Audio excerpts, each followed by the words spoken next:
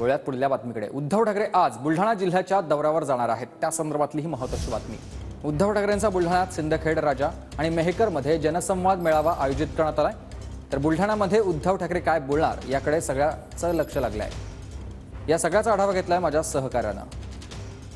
शिवसेना पक्षप्रमुख उद्धव ठाकरे यांचा आज बुलढाणा जिल्हा दौरा आहे आणि आज आपण बघू शकतो की बुलढाणा जिल्ह्यातील सिंदखेड राजा मेहकर या ठिकाणी उद्धव ठाकरे यांचा जनसंवाद दौरा असणार आहे। यापूर्वी 22 फेब्रुवारी आणि 23 फेब्रुवारी सुद्धा जनसंवाद दौरा उद्धव ठाकरे यांचा होता।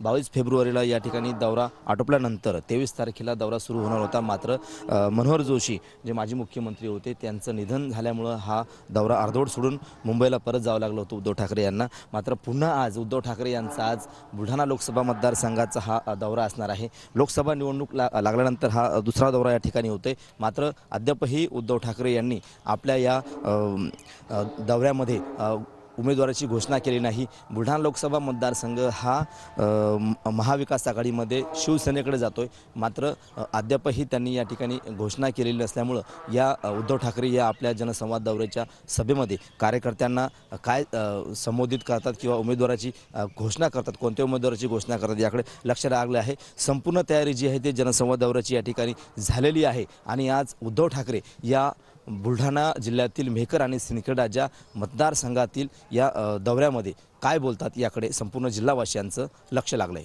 Cameraman Harshal निकमसह Ganesh Solanki, TV9 Marathi, Sindkhed Raja, Buldhana.